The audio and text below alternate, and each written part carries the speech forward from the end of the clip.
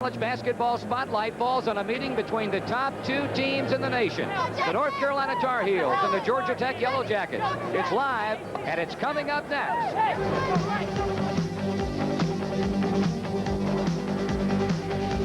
Raycom Sports and Jefferson Pilot Teleproductions present exclusive live coverage of Atlantic Coast Conference basketball. Tonight, live from the Omni in Atlanta, Georgia, it's the University of North Carolina Tar Heels taking on the Georgia Tech Yellow Jackets. Tonight's game is being brought to you by Piedmont Airlines, NCNB, the Jefferson Pilot Companies, Bud Light,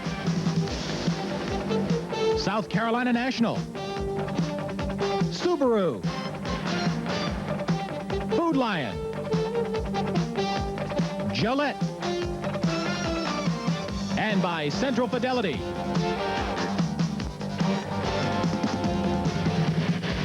From 1980 through 1984, UNC totally dominated Georgia Tech in their head-to-head meetings. But last year, the tide turned and turned radically. In Game 1 at Chapel Hill's Carmichael Auditorium before a national TV audience, the Yellow Jackets, led by Mark Price's 17 points, defeated the Tar Heels 66-62. The second meeting took place in the Omni before the largest crowd ever to see a Tech team play. And they went home happy. Price poured home 18, with Tech winning by 5, 67-62. The final confrontation was by far the biggest, the Atlantic Coast Conference tournament title game. It was again close, and it was another Georgia Tech victory to pull off the proverbial hat trick. And Scott Petway comes over to hug him. I think it just struck him what they've been able to do. 10 days ago, the Tar Heels and the Yellow Jackets met for the first time this season. The Tar Heel inside game dominated offensively, and their trapping defenses forced Tech into 13 first-half turnovers alone, en route to an 85-77 win before another national television audience at the Dean Smith Student Activities Center. The rematch takes place here tonight at the Omni in Atlanta, Georgia. A meeting of supreme importance before another sellout crowd in a game that has evoked more local interest than any game in the history of Georgia Tech basketball. Well, number one, we're playing Georgia Tech in Atlanta, the preseason choice in the nation as the #1 team. And what we have facing us is the fact that they said they weren't prepared for our trapping defenses. And consequently, they had 6 days to prepare for this game. They're at home, and I would imagine they'd be very well prepared. I think it's going to be a pressure-packed game on our part. We're playing at home. They defeated us in Chapel Hill. Probably the pressure's on us. I feel we're a definite underdog coming into Tech, and consequently, maybe we can stay close and see what happens at the end.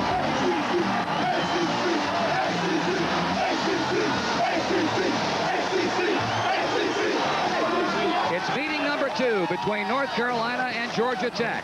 A battle for not only the top spot in the Atlantic Coast Conference, but the #1 position in all of collegiate basketball.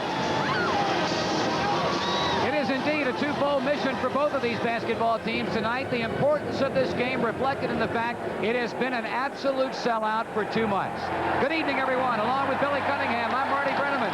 We are thrilled to have you with us for what should be an exciting night of college basketball. Billy, the shoe is on the other foot. The two clubs met 10 days ago. Dean Smith had 5 days to get his basketball team ready. Now they're meeting here in Atlanta tonight. Bobby Cremins has had 6 days to get his club prepared. Well, Bobby Cremins hopes his team comes out and plays the way Carolina did the last time they met. 2 things can happen. You have the opportunity as a coach to review and to add things. The problem is, how does your team respond after being away from basketball, actual competition for 6 days? Okay, now, this is not considered to be Georgia Tech's home court. Alexander Memorial Coliseum, on the other hand, is. But, Bill, this is a building that Dean Smith clubs historically have not played well in. Well, I don't think the players realize that. Once the ball goes up, they won't be thinking about that. They'll be just playing. But playing here, I think, is a disadvantage to Georgia Tech because there'll be several thousand Carolina fans here as well. Well, it was a Carolina victory in the first game. Georgia Tech would love to get even. Carolina would like to firmly entrench themselves in the top spots in both fields. We'll be back with more after this from Bud Light. Tonight's game plan is brought to you by Mazda Cars and Trucks. Billy Cunningham, the key to a Carolina team making it 2 in a row over Georgia Tech. 2 keys. Their defense, trapping, also inside play. They were just killed, the Georgia Tech team, their front line inside, scoring 39 to 15 point-wise in the paint. Bobby Cremins did not feel like his ball club was prepared in that first meeting for Carolina's trapping defenses. Is that a key for Tech coming out on top? Well, I could foresee Tech responding very well to the trap. I think it's just going to come down to basic basketball. Which team is going to play the better game? Okay, the foul situation has to be more critical for Georgia Tech than it would be for Carolina with its great depth. Well, a big key is the officials. Are they going to call it close early in the basketball game or let them play? If they call it close, no question this will work against the Georgia Tech team. They do not have the depth up front that Carolina has. Well, last year, of course, Georgia Tech knocked off Carolina 3 straight times, including the finals of the Atlantic Coast Conference Tournament. But North Carolina already has 1 victory under its belt. They are trying to make it 2 straight. It would solidify their hold on both first place in the ACC and the top spot in the nation. Tonight's game plan has been brought to you by Mazda Cars and Trucks. We're at the Omni in Atlanta, Georgia, and we will be back with a look at the starting lineups and the opening tip-off right after this message. With Billy Cunningham, Marty Brenneman from the Omni in Atlanta, Georgia. The North Carolina Tar Heels once beaten, ranked number 1 in the nation, and the Georgia Tech Yellow Jackets ranked number 2 in the nation, having lost only 2 of 19. And of course, both of these clubs come in tied for the top rung in the Atlantic Coast Conference standings with a record of 6-1. Now for tonight's starting lineups, let's go to public address announcer John Culver. Opening at the forward position. First for the Tar Heels, a junior from Ashley, Pennsylvania, 6'9", number 35, Dave Hobson. For the Yellow Jackets, from Crestview, Florida, freshman, 6'8", number 20, Tom Hammond.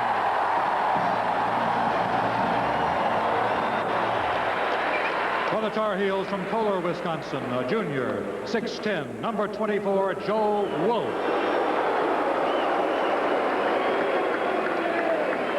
Sophomore for the Jackets from Towson, Maryland, 6'6", number 33, Dwayne Farrell.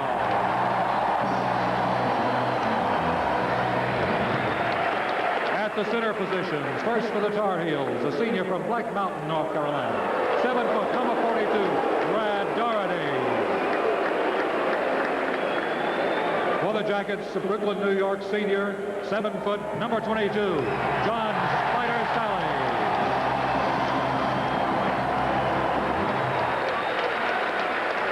At the guard positions for the Tar Heels from Jinx, Oklahoma, a senior, 6'4", number 25, Steve Hale. For the Jackets from Manhattan, New York, a junior, 6'4", number 45, Bruce Dalrymple. And for the Tar Heels from Queens, New York, a junior, 6'3", number 30, Kenny Smith. For the Jackets from Enid, Oklahoma, a senior, 6'1", number 25, Mark Wright. Tar Heels coached by Dean Smith, Jackets by Bobby Cremins.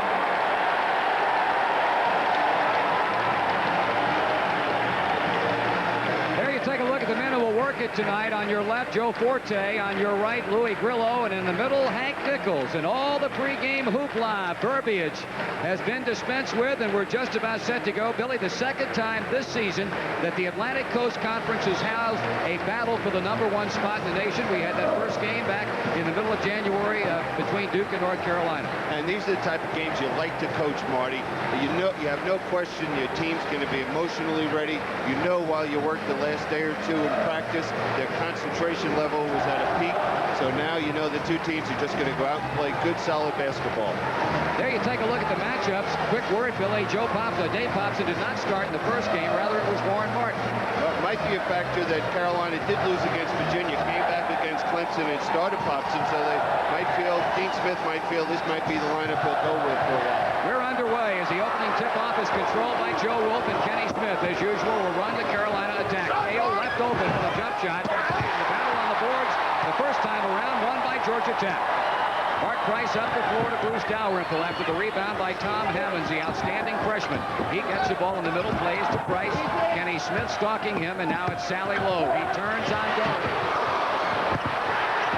Ball is out of bounds, and a foul is going to be called against North Carolina. Well, right off the bat, we've seen Hammonds and Dalrymple attack the basketball. To be a good rebounder, that's the way you have to go after the basketball. Foul call on Dave Popson, and already I think we get an early indication as you look at the series record that Georgia Tech is going to be a little bit more aggressive on the boards in this game than they were in Chapel Hill. Price from 2 weeks ago. And the battle on the boards won by Georgia Tech. Bruce Dalrymple. Well, right off the bat, 3-0 on the boards. Price backing off against Smith. Price head faking, Kenny Smith not going for it, and the All-American from Enid, Oklahoma brings it back outside. That's Hammonds. Fakes the shot. Ball kicked back outside. Price trying to draw and does draw the foul at the expense of Kenny Smith. There's just Kenny Smith is so concerned with that perimeter jump shot of Price's. He left his feet, and that's one thing defensively a coach does not like to see. He always likes to see his defensive players under control, especially when someone's shooting a jump shot that far out in the court. Dean Smith mildly arguing that call, apparently feeling that Price moved under Smith after he got him airborne. Here's Sally.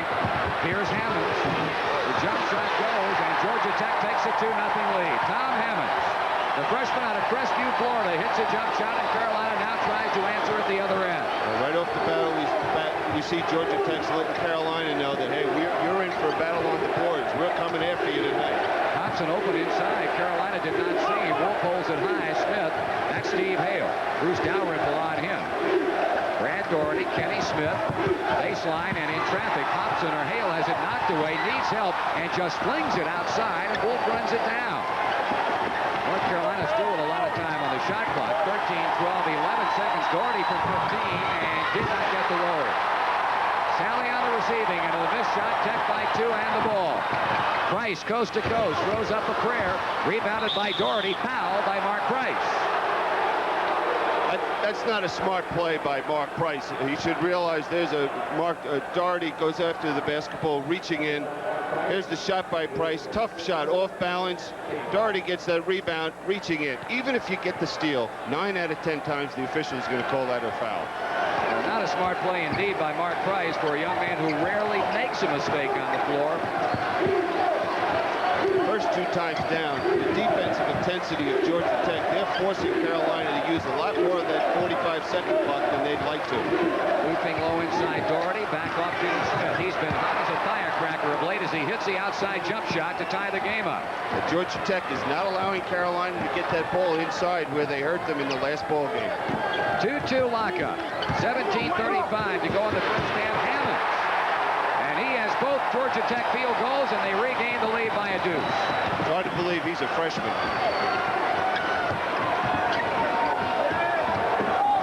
Kenny Smith, as Price broke through or tried to break through a screen set by Steve Hale. Mark Price gets his second foul, and that could be very, very important. On top of that, he appears to be favoring that right ankle. It almost looks like Price is looking to run into Hale right there, and just not a very smart foul. If there's one player they cannot afford to lose is Mark Price because of his leadership and ball handling. And we discussed the depth factor at the beginning of the telecast. Carolina with great depth, and Georgia Tech normally will play only about 7 players. Doherty scores to tie it up, and the second-ranking point maker in the Atlantic Coast Conference gets his team even at 4.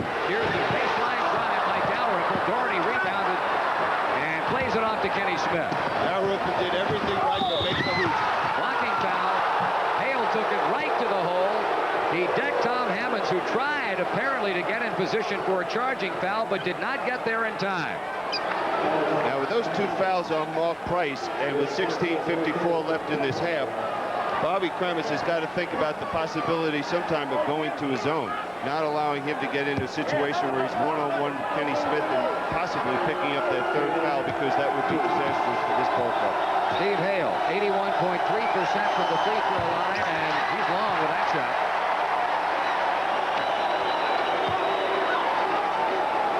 All even, 4 apiece, just under 17 minutes remaining in the first half.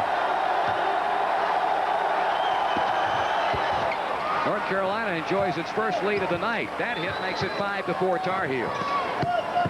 The other point we've seen is Carolina's going to their trapping defense. Dalrymple finds Sally in open field, and now to Price.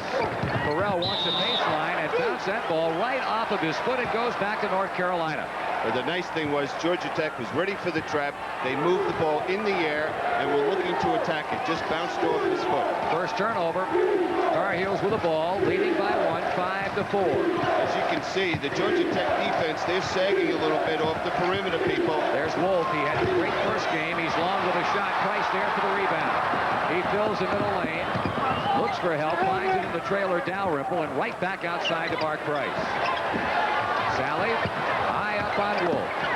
Double team, cross the lane to Hammonds, and Tom Hammonds, who was shut out in the first half of their earlier meeting in Chapel Hill, to come back and score 13 in the second half, doing it in opposite fashion tonight. 3 quick field goals for 6 points, and Georgia Tech leading by a point as we got a whistle at the other end and a foul on Bruce Dalrymple.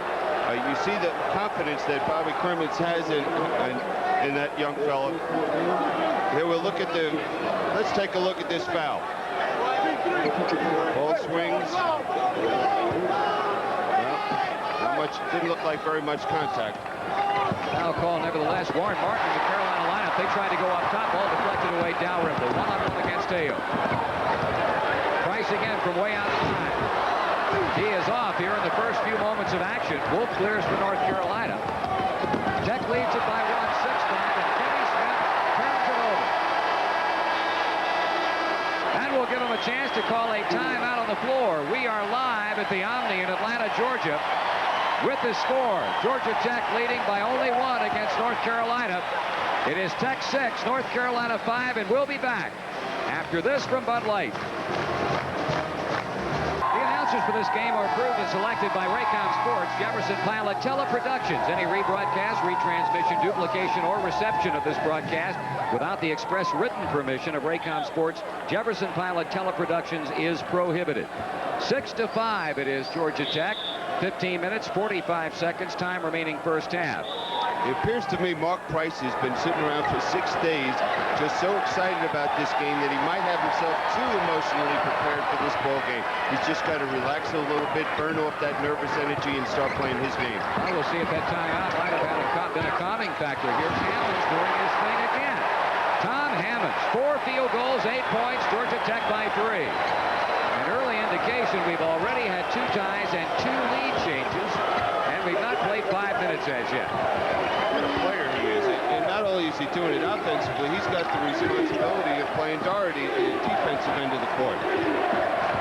Steve Hale surveys the situation to Doherty, now to Joe Wolf. Kenny Smith pops out to get the ball. They play to Martin Lowe. He has a distinct height advantage, but they drop Dalrymple off on him as a help out. Hale left open. They get it to him, and he got the roll. Carolina's going to have to hit that shot. We saw the last time when Martin had that ball inside, 3 men were there surrounding him, forcing the ball out on the court. 8-7. Martin goes down, trying to avoid heavyweight contact with Burrell, and Dalrymple goes down, but flips to Price. There it is. Mark Price knocks it in to make it 10-7 Georgia Tech. And Sally deflects a pass away intended for Brad Doherty. Good patience at the offensive end of the court to swing it. Burrell, and the slam misses by Sally, and a whistle stops play from Hank Nichols, and they're going to call a foul on John Sally. That's going to be his first, and already 5 have been whistled against the Georgia Tech team. Well, that was the type of foul you like to see, but that time was so great patience offensively for Tech. They came down, swung the basketball, had the good shot, missed it, and Sally is just, I haven't seen him play with this type of emotion in any game I've seen him this year. 3-point Georgia Tech lead. Tar Heels back with the ball after Sally's first of the game. Steve Hale fakes. He takes it closer. He puts it up on the run. Good move in heavy traffic by Steve Hale for his second field goal. He has scored 5 of North Carolina's 9. Now, one of the reasons we see Tech playing this way in the first meeting, Kenny Smith and Hale only shot 5 for 20 from the field, so they're going to force those 2 players to prove themselves from the perimeter. And there's a steal by Steve Hale. He gets it back from Kenny Smith. Brad Daugherty 15 feet straight away, and North Carolina regains a 1-point lead at 11-10. You know, some people at home might see that and see Daugherty shooting that jump shot. That's a play out of transition for the Carolina basketball team. And that's a high percentage shot for Brad Daugherty, isn't it? It absolutely is. And he's such a fine perimeter shooter and has that great touch. Wayne Correll being harassed by Wolf. Sally. Tech finds itself on the short end of the score by 1. We've got just over 13 minutes to go in the first half. Here's a kick back to Sally from 15. And the rebound inside. Hammond throws it up, partially deflected. He gets it back. He hooks it up. No good. Kenny Smith is there along with Dalrymple, but it's Joe Wolf. The play is vicious inside. It sure is. They're going after each other. There's Wolf down the lane. He shoveled it up. Might have had it deflected. Tech comes back quickly with the ball. Price on the break. Throws it up off the ground. And Georgia Tech leads by 1. Well, you don't have much time to add anything. This is quicker than an NBA basketball game, the way they're going after each other. Good effort by Price. He could not save it. But the fans like his effort as Price bounces up off the floor and gets set to go to war again. Let's watch Price just diving after that loose ball. You know, I know Bobby Clemens loves to see that, but he also has to have a second thought that he'd hate to see that young man get hurt and lose him at this point in the game. You see 1 of 2 substitutions for North Carolina. The freshman Jeff Lebo is in. He's joined by another highly touted freshman in that man, Kevin Bannon. Lebo out of Carlisle, Pennsylvania. Be very interesting with the intensity and way that both teams are playing right now. If Georgia Tech is going to be able to maintain that the way Carolina is substituting their people. Brad Daugherty with a jump hook. He has 3 field goals, and North Carolina takes a lead back at 13-12. It is going back and forth here early. 5 lead changes now with 12 minutes remaining in the first half. Price shouts out the play. That's Hammonds and now Sally. Price faking. Gets a step closer and a foul called on Lebo. First on Lebo, 3rd team foul against North Carolina. So Tech will have the ball on the inbounds, but not before this timeout. There's Lebo stepping out, and he pushed off, used his hands a little bit. Not much of a foul, but it was a foul. 11:56 remaining in the first half from Atlanta with a score. North Carolina 13, Georgia Tech 12. Stay with us. Tar Heels lead by 1, 13-12 with that time remaining. And that man you see right there in the center of your screen, I'm sure, Billy, Bobby Cremins would love to have back this season, Yvonne Joseph. Oh, no question. He just was so strong inside for this ball club last year and took so much pressure, physical pressure, off people like Sally and Farrell. And if he had him and this young man, Hammonds, who is just an awesome talent. You know, Kevin Lockery, the former coach of this Atlanta Hawks team, Chicago Bulls, told me that this was as fine a freshman that he's had the opportunity to see this year, and now I understand why. Well, his performance so far tonight would certainly solidify that statement. Well, here's the trap by Carolina. There's Sally attacking it. He pulls up from 14. He's long. People standing around, and Bruce Dalrymple takes the initiative and goes after the basketball. Well, what John Sally is doing right now, he's pushing the ball instead of shooting it. He's so concerned about making it and just instead of following through, finishing off the shot, because he's had good opportunities. Well, Dalrymple having 4 rebounds for the total in the first game between these two clubs. He's already had 3 out of 4, making 5 there, or 4 rebounds there, equaling his first game total, and a foul is called. It'll be against Curtis Hunter, who just a moment ago came in off the Tar Heels bench. You know, I mentioned the point about a little earlier about the way this game is going. Will Georgia Tech be able to maintain this intensity throughout the game?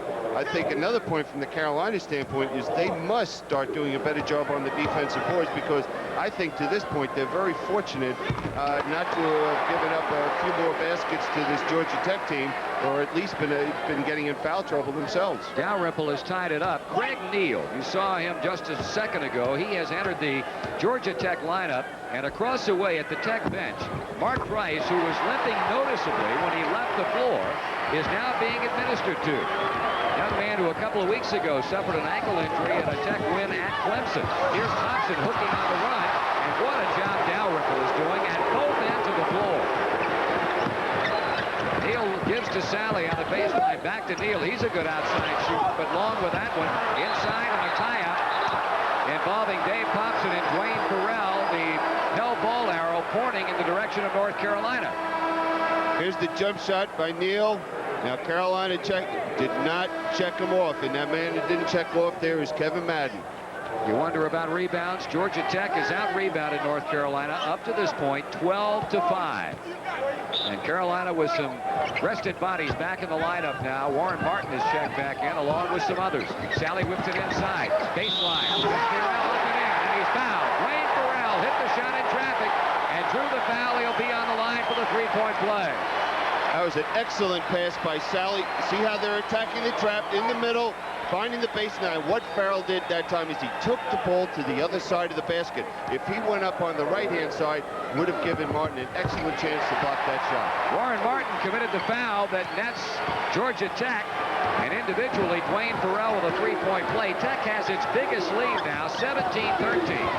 The pass to Lebo, checked by the taller Sally. He'll back off and bring it out front.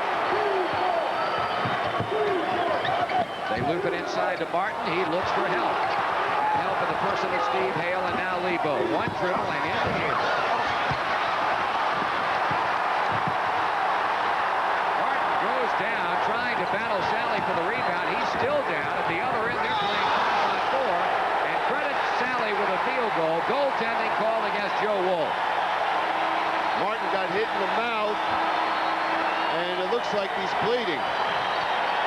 Martin heading toward the North Carolina bench. As you take a look at that play, he took an elbow. Yeah, he took it. John Sally had no intention of hitting him with that elbow. It was just an elbow that went astray. Georgia Tech has scored 7 straight points. Lead by 6, 19-13. Kenny Smith attacking the defense now. Steve Hale, Brad Daugherty, Joe Wolf, Jeff Lebo in the Carolina lineup. Hammonds all over Daugherty. There's Wolf.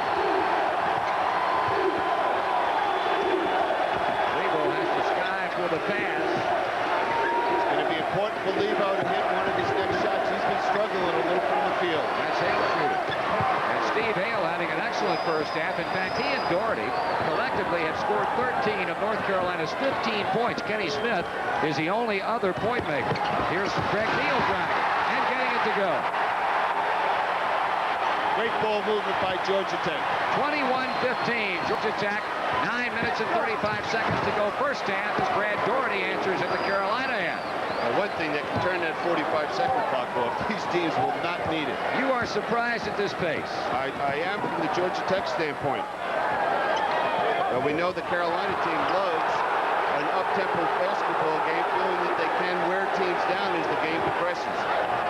Greg Neal still in the lineup, playing for Mark Price, who showed signs of favoring an ankle after an early moment collision in the Georgia Tech offensive court. And Neal running the show right now as he operates with Bruce Dalrymple. Tom Hammonds inside Sally. He goes to the hoop. He's fouled by Daugherty. Well, that was just excellent. What happened there? If we get a chance to take a look at that. Okay, the ball is swung. Daugherty was looking in front of him, and they swung the basketball. Sally had him on his back and was able to turn and dunk the basketball. Well, a second attempt at a three-point play for Georgia Tech as Mark Price comes back, and he'll be giving Dwayne Farrell a blow. And don't forget, Price had picked up a couple of quick early fouls. On the line, Sally. 4 points, his first trip to the line, a 60% free throw shooter, and Tech already perfect from that spot tonight, 3 for 3. Here's Tech's coming out, putting a lot of full court pressure, either looking to trap or full court man. Well, I think this Georgia Tech team has answered the question, would they be sharp after being out for being away from actual competition for 6 days? There's another tip pass. Sally knocks it out of bounds. Well, in Bobby Cremins' post-game comments after the loss at Chapel Hill, as you look at him, he took the blame, feeling like he did not prepare his club as well as it should have been prepared, especially for Carolina's trapping defenses. Martin with a jump hook. Gold jerseys inside. Hammonds clears it out for Tech. And it's Mark Price with the ball. And foul off the basketball. That's going to be against Martin, and that is his second. Now we're seeing that quickness of Sally flashing into the middle, Martin going over the top, committing the foul. Well, Martin is going to sit down. He's going to be replaced by Joe Wolf. He tried to muscle up on John Sally and maybe try to establish or reestablish something, and it didn't work.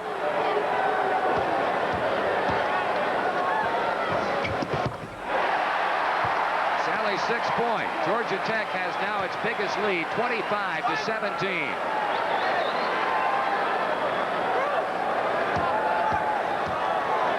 7-foot senior out of Brooklyn, New York. First miss from the line. There's Dalrymple. It goes to Sally. Tech is now out-rebounded North Carolina, 15-5. Basket good. And another Tar Heels foul. Well, here's just a great move by John Sally. Head fake, gets Doherty off the floor. Just playing great basketball right now, John Sally. At the moment, indeed, playing like a man possessed. He more or less stood around in the first game at Chapel Hill, but emphatically not so in this one. I have not seen him this year call for the ball the way he is when he's in that post-up position. He's demanding that they give him the ball inside. Tech has exploded out in front by 11, and there is the unbelievable lopsided rebound total. Steve Hale double teamed, and the trap by Georgia Tech whips it across court to Kenny Smith. He can't get it to go. Price is up the floor in a hurry with a wraparound dribble. Inside, Dalrymple turns, shoots off the mark. Wolf got the rebound, and Dalrymple was screaming foul, but no whistle. 7:45 on the clock, and a foul ball as it goes inside to Brad Doherty. It looks like Tom Hammonds committed the personal. But what's happening is Georgia Tech is beating Carolina at their own game. Now, Carolina, we know, loves to get the ball inside. And tonight, so far, this Georgia Tech team is just doing an outstanding job getting the ball inside and capitalizing on it. Well, that's 2 fouls on Tom Hammond. 7:48 to go, timeout. Tech 28, North Carolina 17, and will return. At the conclusion of tonight's game, join us as we'll be choosing a player from each team as a Holly Farms Players of the Game. Well, Georgia Tech on a roll at the moment with just less than 8 minutes to go in the first half. They have run off an 11-point lead on North Carolina, 28-17. Billy? A couple things have happened. Early in the game, we saw Mark Price looking for that long perimeter shot. Now we've seen this Georgia Tech team settle down, looking to get the ball inside to their big people. And we see that inside 12-8. Well, they've scored, I bet you, their last 8 points on the inside in the paint. Another point is Carolina has not gotten an offensive rebound in there. Big people have got to get to the offensive boards and get some cheap hoops. Kevin Madden, Curtis Hunter back off the bench for North Carolina. That's Hunter with the ball, plays to Doherty. He turns and shoots, and it's out. Tip up, no good by Wolf. Rebound by Antoine Ford, just off the Tech bench. Carolina now has a smaller team in there, except for Hunter now is matched up at the guard position against Dalrymple. Price gives it up to Neal. Youngster out of Washington, Indiana to Dalrymple, and now to Ford. Back to Dalrymple. Right off the bat, we see Carolina has changed their defensive philosophy. They're looking to help inside anytime it goes to the big people. Kenny Smith fought through a John Sally screen to shut off Price's idea of a long jump shot. Ball goes inside, picked up by Ford. That should be an offensive foul, and will be. Antoine Ford banging into Brad Doherty. Here's a loose ball picked up by Ford. Just forcing it inside. Doherty had that good position and drew the charge. Bruce Dalrymple will now sit down for Georgia Tech, and he's been replaced by Dwayne Farrell. North Carolina trailing by an 11-point spread, 28-17. Interesting after that timeout. Two coaches making some changes. Carolina dropping in defensively when the ball goes inside. Into the zone. Wolf missed, but Doherty tipped it in. Doherty with 10 points, and it's 28-19. First time the Tar Heels have scored in a while. And the first offensive rebound that they've been able to get. Georgia Tech back at it. Neal flips it out front to Sally.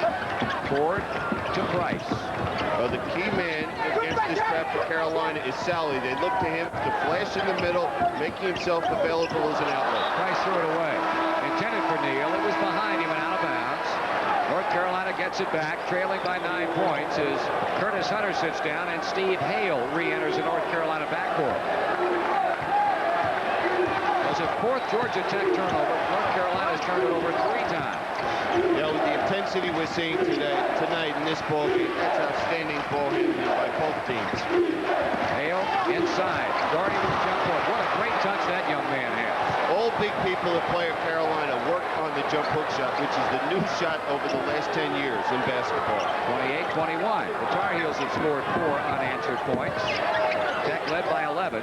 It's now 7, and Price tries to make it 9. He's off. And Wolf is there to clear it out for the Carolina team.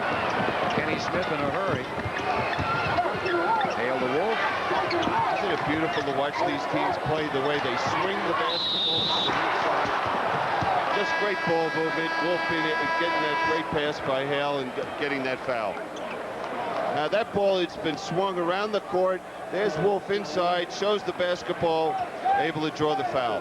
That is 2 fouls now on John Sally. So Sally, Hammonds, and Price all have been charged with 2 personals as Lebo comes back, replacing Kevin Madden. Now, I know Carolina will stick with the defensive philosophy Dean Smith has employed now, looking to double down inside until the guards, namely Price, are able to hit that perimeter shot.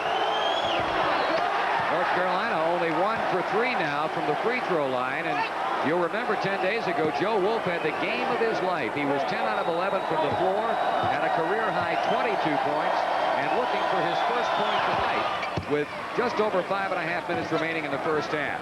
So the Tar Heels have now scored 5 in a row and trail by 6, 28-22. Carolina is not trapping, which is unusual. It's just showing a little respect for the Georgia Tech team, the way they attacked it. Neal to Price, back to Neal. Kenny Smith runs to check in. Sally turns and sticks it in the hole. An 11-point first half so far for John Sally. A big basket for Tech as the lead goes back to 8 at 30-22. It's not only the points Sally's scoring, it's how active he is and how he's passing the ball and the way he's working at the defensive end of the court. And Tech really getting after him at the defensive end. The jumper misses. The turnaround by Doherty. Wayne Farrell is there. Price up ahead to Neal and gets it back. Tech has now out-rebounded the Tar Heels 18-9. Terrell buries one from outside, his second field goal, and Tech shoots out in front to a 10-point lead. There's Hale left wide open, and he hits it. Greg Neal fell down underneath the North Carolina basket. By the time he could right himself and run at Hale, the jump shot was off and in. The young man Carolina is going to need to get some life and spark him a little bit, I think, is Jeff Lebo, who has passed up a shot or 2 that he would have taken a few games ago. Neal, he hits it. He's come off the bench to bury 2 jump shots. 34-24, Georgia Tech. Across the way, Dave Hobson, Warren Martin getting ready to come back for the visitors. They're just burying those jump shots now, and I don't know how you decide to play against this ball club, but they are hitting from the outside and doing the job inside. It goes to Doherty. He turns and makes it up too strong. North Carolina getting only 1 shot at it, more often than not. Here's Price down the lane. That's an offensive foul, and that is 3 fouls on Mark Price. Wow, with 3:52 to go in the half, and Price has already been hit with his 3rd. Here he is driving to the basket, not aware of Hale stepping in, drawing the charge. They wiped the basket off. It went, but will not count as bodies went flying all over the place. Timeout on the floor. 3 minutes, 52 seconds to go in the half. Georgia Tech by 10, 34-24, and we'll be back.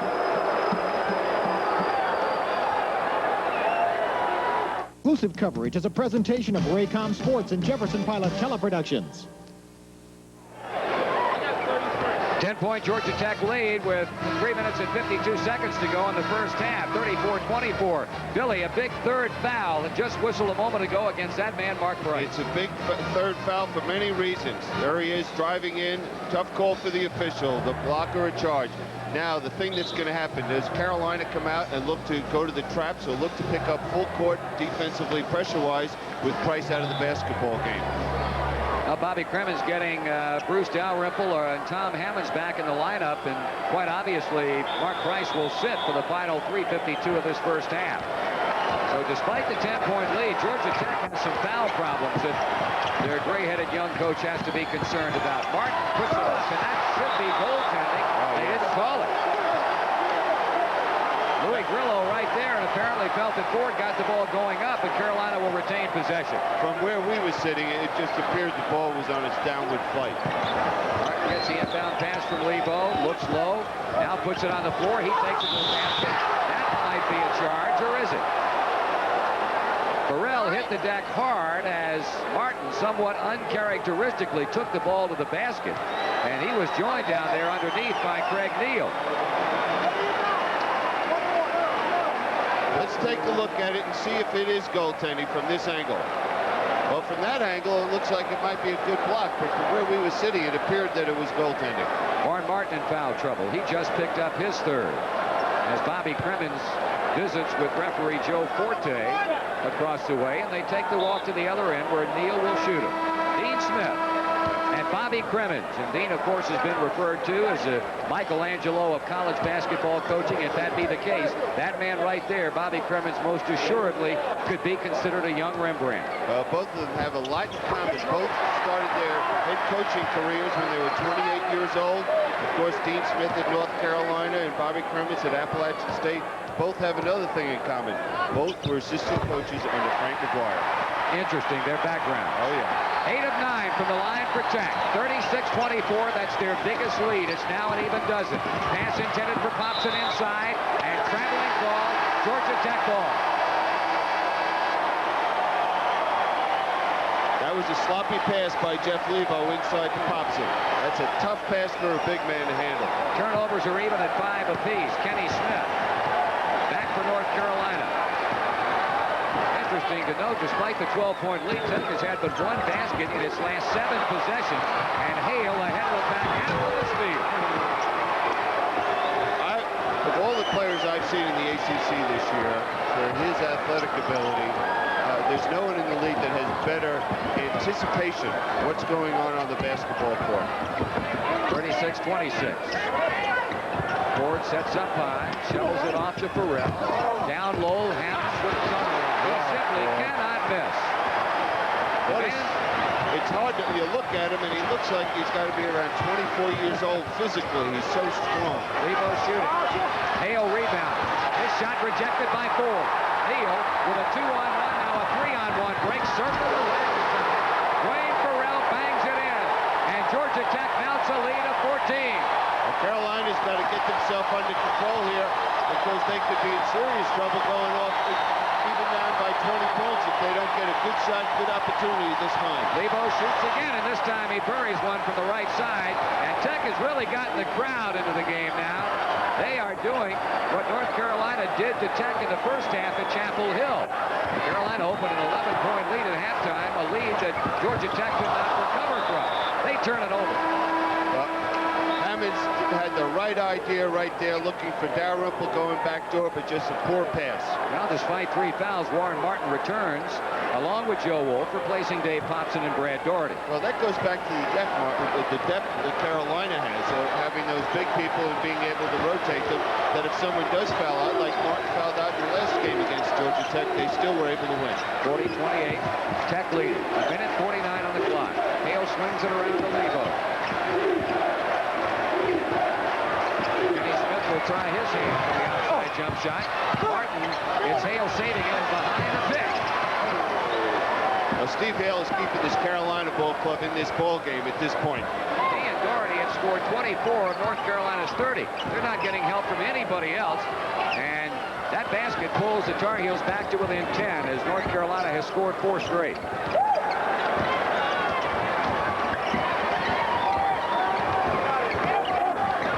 Antoine Ford to Craig Neal. Back to Ford. He gives it up to Hammonds. He shoots. He does what he's done the entire first half. That's excellent coaching right there to instill that type of ball movement by that ball club because they all had some good shots but made that extra pass with a little better shot. 42-30. Ball knocked out of bounds by Dalrymple. North Carolina will trigger again. The winner of this game will claim the top spot in the ACC and in all likelihood the #1 spot in the national rankings. Yesterday at practice, Marty, all the sports teams at Georgia Tech came out to show their support for tonight's game against Carolina. Warren Martin gets a garbage basket as the ball was deflected off the hand of a teammate right to him, and he slammed it in. And And now a foul against Lebo in open court. No, an offensive foul called against Greg Neal for clearing out. Tough call. I'd like to take another look at that call. I think Bobby Cremins is stunned by that call. Here's Jeff Lebo looking to pick up with some defensive pressure. Yeah, he does stick that left arm out. Touch foul, though, Coach. Yeah. Especially with the contact they're allowing inside to start calling those touch fouls. Only 30 seconds to go in the half. Loose ball. Georgia Tech gets it. Tar Heels turn it over with 29 seconds on the clock. Bobby Cremins pointing at that massive scoreboard overhead, making his ball club aware of the fact that they should work some time off of it. Well, in this first half, we've seen this Georgia Tech team show great patience. They've been quicker at the defensive end of the court and the offensive end of the court. Great block by Martin. Here's Hale, stops and fires, didn't go. Battle for the ball, it's out of bounds. It'll be tapped. So both teams missing. A shot in tight, but Georgia Tech gains a reprieve of sorts. 3 seconds left. Here's Dalrymple throwing it up. Air ball, follow shot, did not go. They want goaltending call. Joe Forte said no, a decent block. Bobby Cremins trying to get that last second basket, but denied. No goaltend called. Nevertheless, Georgia Tech clearly outplaying North Carolina here in the first half as you look at the Tech coach. Oh, with the clock running down, there's the shot by... Well, I think that answers the question if the official was right or wrong. He made a mistake. Thank you very much. A big first half for Georgia Tech. This crowd has so far liked what it has seen as Tech has had a lead of as many as 14, right now 10, and obviously a different Georgia Tech basketball team, Bill. Absolutely. They've been the ones that have been aggressive. They've been quicker. They've been more active at both ends of the court. Now, as I mentioned earlier, are they going to be able to maintain it? The way they walked off the court and the excitement and the emotion that they were carrying into the locker room, you would think they would. Now, Carolina's got to come out and do something to create some turnovers and get themselves going. Get to the offensive boards. Start getting on the defensive boards. Start attacking the boards physically and with their, too many times rebounders reach for the basketball team. Tonight we're watching a Georgia Tech team that's attacking the basketball, and that's the way Carolina's got to start out in the second half. Well, the Tech basketball team has been, in a word, impressive. It is halftime here at the Omni in Atlanta with a score, Tech 42, UNC 32. We'll return after this word from Bud Light. At the conclusion of tonight's game, we'll be choosing a player from each team as the Holly Farms Players of the Game. Holly Farms will contribute $1,000 to the ACC to be distributed among the member institutions under a conference-approved plan. That's a Holly Farms Players of the Game to be announced near the conclusion of our broadcast. 42 Tech, 32 North Carolina. A look at the halftime statistics. North Carolina, Billy, uncharacteristically under 50% and being beaten badly on the boards. That's the key. You can forget about all the other statistics that you see up there. The big area is the offensive boards. They've gotten hurt. They've given up. Georgia Tech has been able to get 9 offensive rebounds, and the big guy there is Dalrymple, who's gotten 5 offensive rebounds. So I think Steve Hale, whoever is going to be guarding Dalrymple, must be conscious of where he is at all times on the court and make sure they're checking him off the boards. Indeed, with all the good scoring that Tech has gotten from the freshman Hammonds and the senior John Sally, and you're looking at the North Carolina scoring, Hale and Doherty, as we pointed out, have done just about all of it. 25 out of their 32 points. And for Georgia Tech, Hammonds 12, Sally 11. Still in all, as Billy pointed out, that man down at the bottom, Bruce Dalrymple, he has scored but 2 points, but 6 rebounds. As Billy pointed out, 5 offensive rebounds, 6 assists, and has not turned the basketball over. And we understand that Jeff Lebo is going to start the second half rather than Dave Popson. Well, that's telling you something right there, that Dean Smith feels that he's got to do the job shooting the ball a little more from the perimeter, the way that this Georgia Tech has come out and played defensively, looking to pack it in, looking to help down on the big people. And I think that Jeff Lebo, as we mentioned earlier, is going to be a big factor. He needs to come out, hit 1 or 2 shots, to get that confidence going, and that'll open up things inside for the rest of the people. That's the only lineup change for either team as we get back at it here in the second half. half, and Brad Daugherty quickly draws first blood for his team, pulling North Carolina to within 8. Just great ball movement. It was just bang, bang, bang. The easy basketball never touched the floor. The players reacted when they saw the trap. Sally, ball deflected away, but Kenny Smith could not maintain possession. He hurt his left knee as he went down, but now gets back up quickly and looks to guard somebody. Here's a jump shot by Price, and he rings a bell from downtown. 3 field goals for Price Tech, back by 10 at 44-34. And now time is called. They're going to check out the well-being of Kenny Smith. He appears to be okay, but fell hard on his left knee.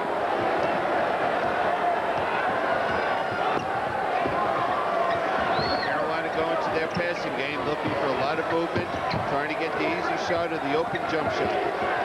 Steve Hale plays it off, gets it right back, takes a jump shot, drives, stops, pops it off the glass, and he picks up where he left off. Hale with 15. That's what you like to see your big people do. When they're doubled, move the ball quickly. Don't hold it. Carolina pulls back to within 8. There's Farrell. He goes off to Hammond. He got it up and over Joe Wolf as he took it right to him. And Wolf commits a foul. Now, here's a great ball movement. Now watch this man. He's going to dunk it, but has such great body control. He realizes he wouldn't have been able to do it and just flips it over Wolf and is able to pick up the foul. How in the world can he be a freshman? I don't know. I'll tell you what. I think everybody will be going down to Crestview, Florida, looking for some basketball players after the way this man has played this year for Georgia Tech. Bobby Crimmins calls him Huck Finn, a young man who has a great interest in tractor pulls. That man has a great interest in filling the basket up. Jeff Lebo hits for North Carolina. Now that's going to change the Georgia Tech team. Now we've seen the last 2 times down the court, Lebo hit the jump shot, Hale hit the jump shot, so now they're in that trap, looking for the steal. 46-38, Farrell gets loose inside, shot a little bit short, but will have the redeemer of going to the free throw line as you look at Dean Smith. Now this is the pass Carolina wants them to throw. Up in the air, gives Hale that opportunity to go for the steal. But the problem was Farrell was just a little too big and was able to jump over Hale to get that basketball. Second foul, both here in the second half against Joe Wolf. Farrell pulls the trigger and he's long. Now, Dean Smith seeing that if Georgia Tech would continue to throw that pass, he'll look to trap more and more against this Georgia Tech ball club.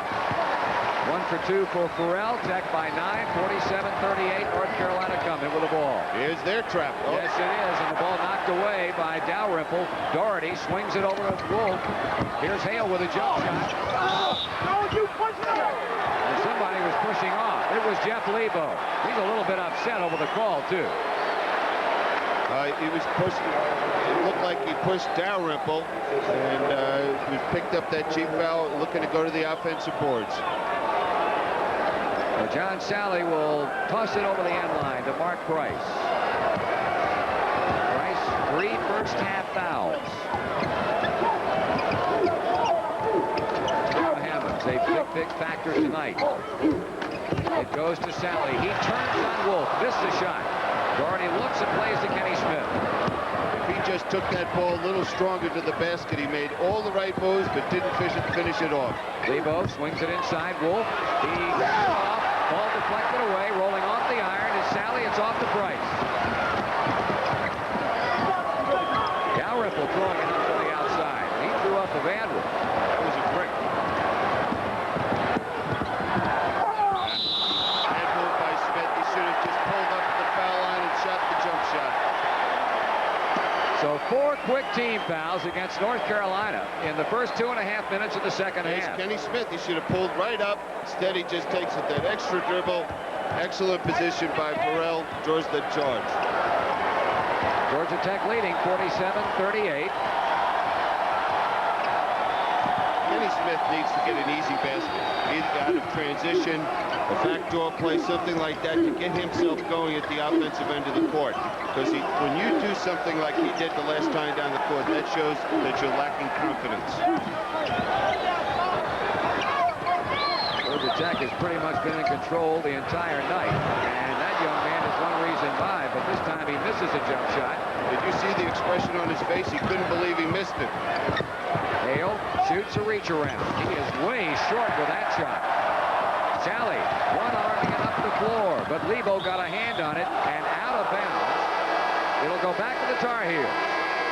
Hammonds could not save it. Here's Hammonds trying to reach for the basketball. There it is, left foot right on the line.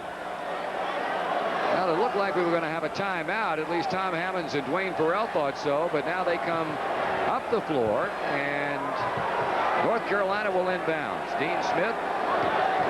They have to play another 45 seconds at least before there is a TV timeout. 47-38. Tech in front. Tar Heels have not scored in a while after making an initial early here in the second half. Joe Wolf gets his first field goal on a nice pass, and the Tar Heels are as close as they have been in a while. They trail by 7. Well, the reason that play, Steve Hale set the back screen on Sally, gave the opportunity for the easy lob. There's Price. He beat Kenny Smith one-on-one. What a great competitor that young man is. 8 points for Mark Price. Tech again by 9. Inside Doherty, turning to the jump shot, rolling off, and they're going to get Joe Wolf his third second half foul.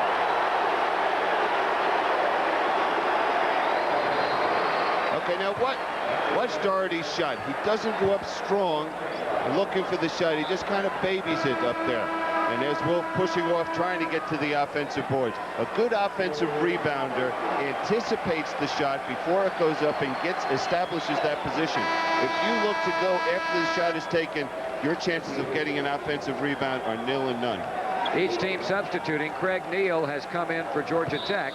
Kevin Madden is in the North Carolina lineup, and he replaces Jeff Lebo. Tech with a 9-point lead and the bouncing ball. Well, because of Carolina being in this foul situation, they're looking to go to that zone. They have 5 team fouls, so they're going to be trying to force that perimeter shot and not get themselves in foul trouble. Sally kicks it back outside to Neal. And now Dalrymple shooting and hitting. Indeed, Georgia Tech has not yet had a foul whistle against them here in the second half. The Tar Heels with 5. Another big factor that hurt this Georgia Tech team against Carolina was getting back defensively. Even after made field goals, Carolina loves to push it. Tonight, they're sprinting all 5 players to the other end of the court. Doherty throws it up and in. Excellent. That was just a different shot he put up at that time. He shot that, finished the shot. 51-42. Brad Doherty has 16 for his team, and Steve Hale has scored 15. Price tried to run Smith into a screen by Hammonds. Didn't work. Sally there. Missed the slam. Got it back. Hale strips him of the ball, and who gets it fouled? Steve Hale stripped John Sally, and North Carolina really doing a lot of standing around. Shot. Now, see, Sally has that position before the shot. Boy, I tell you what, Bobby Cremins would have loved to have seen him just lay it in the basket, wouldn't he? Already 16 fouls against the Tar Heels. Lebo back. Hale is out. Warren Martin replaces Joe Wolf. So John Sally, who has been to the free throw line 4 times with 3 successes, is there again. Well, John this year has not been a very good foul shooter, shooting 60% from the foul line. You know who his best friend is? I give up. Pearl Washington, another kid from New York. And a pretty good basketball player in his own right. Not bad at all. They must have some pretty good schoolyard games up there together in New York. I would imagine. Well, 2 straight misses by Sally, so Georgia Tech comes up empty-handed. Ball tip. Madden gets it back. There's a trap by Georgia Tech. Kenny Smith. He needs help. He finds it in Lebo, and he's banged around by Dalrymple. That's his second foul, and the first against Tech here in the second half. Right now, Kenny Smith is a little too hesitant. You know, he's catching the ball. He should have looked at the basket, I think, at that point. He's looking to pass it immediately. Official says timeout with 14:44 to go in the game. Tech by 9, 51-42. Don't go away. We'll be back.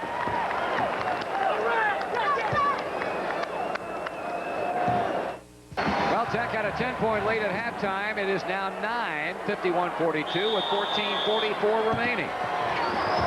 And it's Tar Heels basketball. Warren Martin outside to Jeff Lebo. Kenny Smith runs out there, and he's matched up against Mark Price. Now Doherty. We have 2 teams here, the 2 finest shooting teams in the country from the field, but defense will win this ballgame. Shot missed from the outside by Madden. Sally, he muscles it out to Greg Neal. And it's looped inside, outside, around the horn by shooting Praise. Getting it to go down. Dalrymple, blocked by Martin, out of bounds. The top shot blocker on the North Carolina club, Warren Martin, displays his defensive prowess as he rejects a Dalrymple shot. This Dalrymple, he's the type of guy you just hate to play against because he doesn't give you a second to relax. Anytime that shot goes up, he's going to the offensive boards. Now, if Carolina was able to rebound the ball defensively with 4 people on the offensive boards for Georgia Tech, that would leave that one guard Price back there defensively, so Carolina could hurt them out of transition. Steve Hale's respite on the Carolina bench turns out to be a brief one. He's back in for Jeff Lebo. It is Georgia Tech ball with 14 exactly remaining in the game, and Tech up 9. Neal to Hammonds, right back to Greg Neal, and now Price drives baseline and swings it back to Neal. Where do these teams move the basketball? Hammonds turns and shoots. Ball tipped by Martin, who fouled. Warren Martin apparently picks up the foul, and that is number 4. Official Louis Grillo said he was clearing out. Martin disagrees with the official right here. Here's the shot. I don't see a foul. You know, when you let the players banging the way the officials have, which I like to see. I like to see the players go out there as long as it's clean play. When you call a foul like that, I don't know. Well, it's number 4, nevertheless, on a somewhat disgruntled Warren Martin, and Joe Wolf is back to the Tar Heels front line, and John Sally shooting. Right now, team fouls. UNC has 17 fouls, and Georgia Tech only has 1.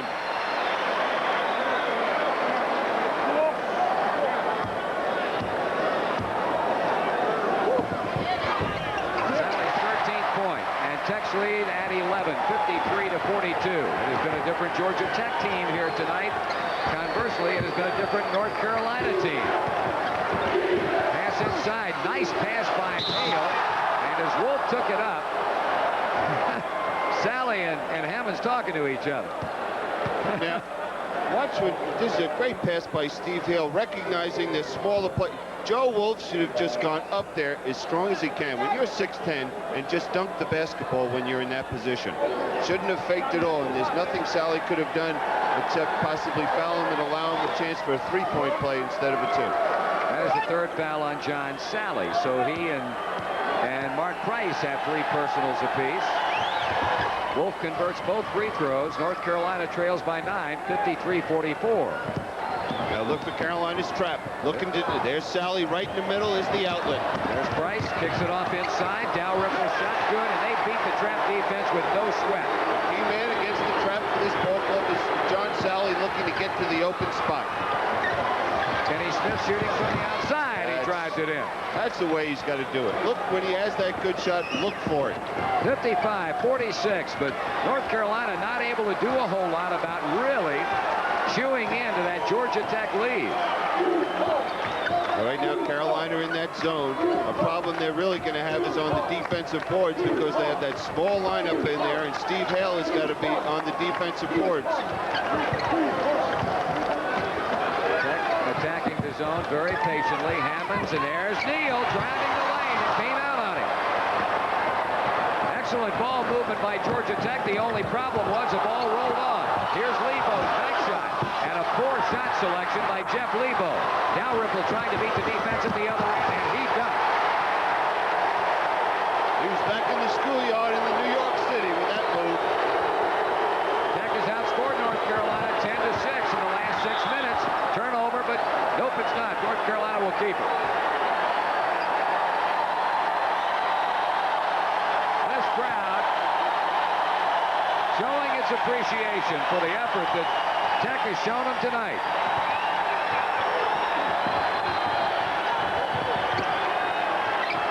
Neal plays to Doherty. He missed the shot. It's left outside, and there's Lebo. And Smith shooting.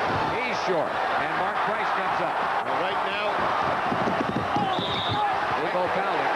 right now what we see is Georgia Tech's defense has been so intense. With Carroll, we saw Joe Wolf get the ball inside, and then we saw Brad Doherty hesitate instead of going up strong.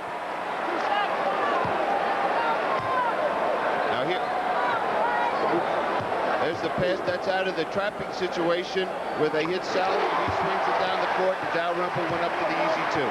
Meanwhile, Mark Price at the free throw line, where it is pretty much money in the bank. 82.7% shooter. He gets them both. And Georgia Tech builds its lead now to 12. Timeout has been called.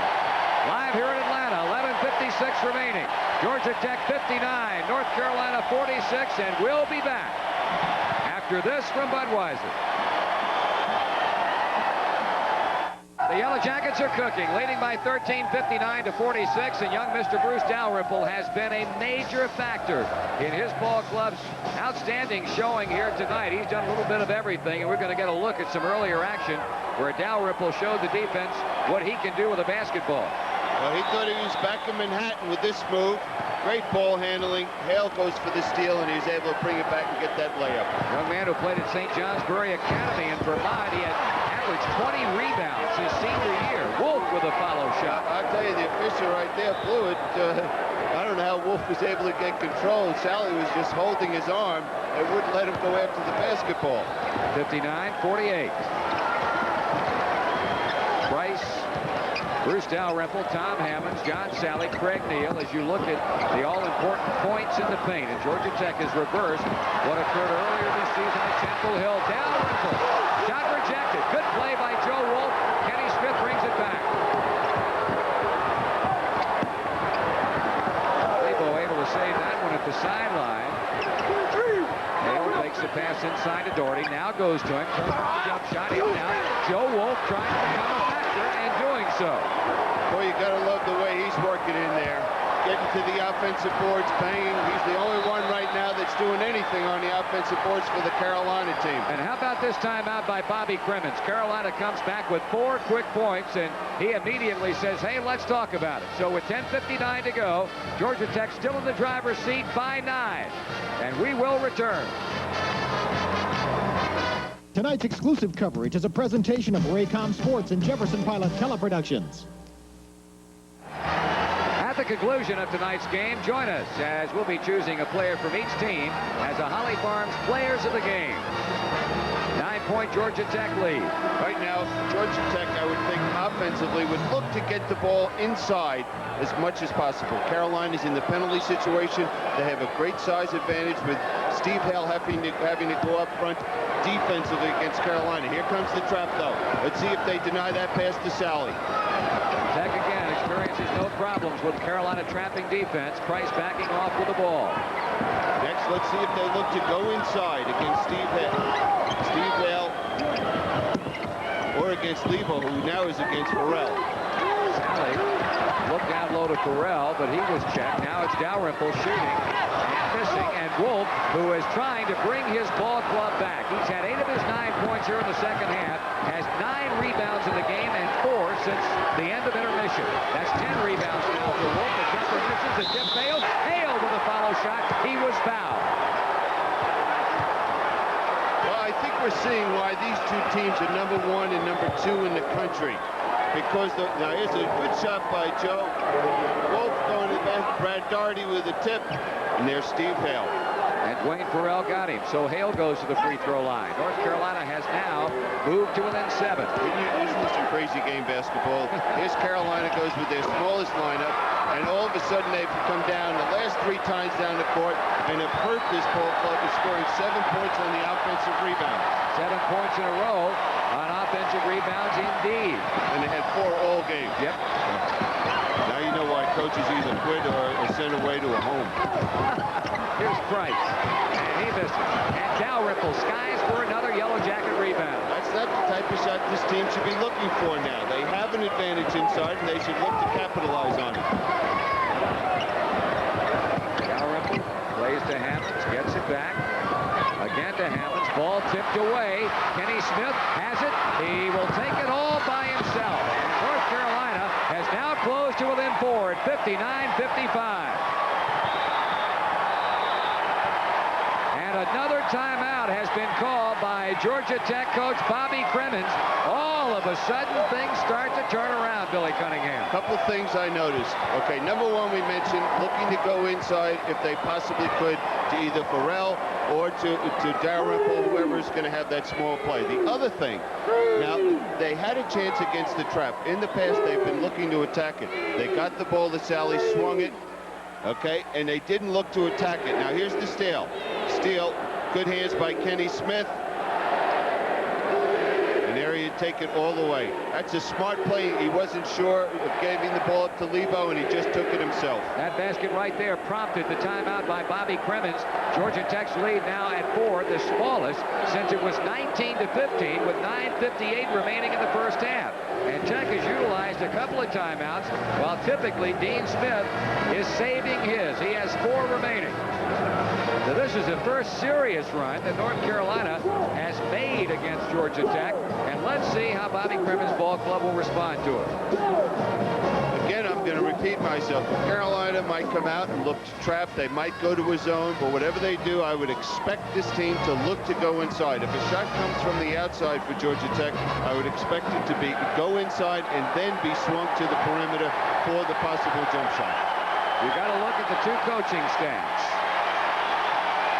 Bobby Cremins going to that towel. Things getting a little bit testy at the moment. Tech comes back with John Sally, Mark Price, Bruce Dalrymple, Tom Hammonds, a freshman, and Dwayne Farrell. You know, the key in coaching, a good coach has the ability to get his coach to play as close to the potential as possible. Not winning and losing, as close to the potential. But these 2 coaches have surely done that, and they win as well. Price trying to pick his club up. And as he has done so many times in the past, he drills one from long range. 61-55, a basket that Tech sorely needed. It broke a 3.5-minute drought. Jeff Lebo operating at the other end. Kenny Smith. Now Wolf back to Smith. Left open for the jump shot. No good. Rebound. Dalrymple, his 8th. That's still a good shot by Kenny Smith. Ball went inside. They doubled. He went up and shot it. Nothing more you can ask for. Turnaround jump shot by Hammond. Everybody standing around. The follow shot goes.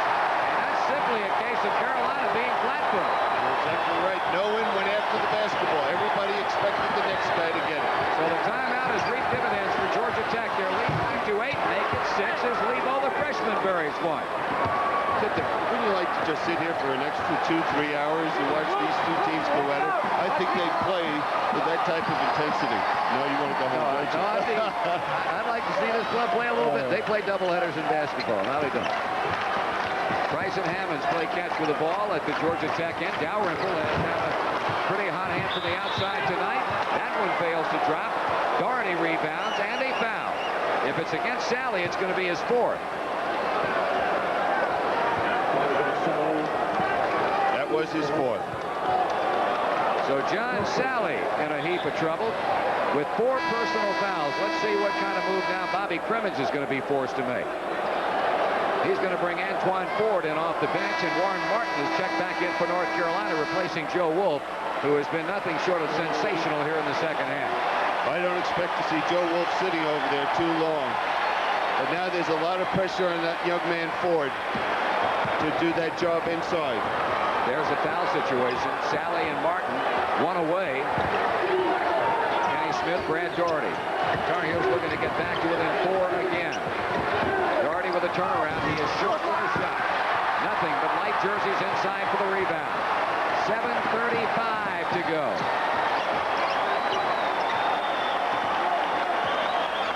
Carolina playing straight man-to-man.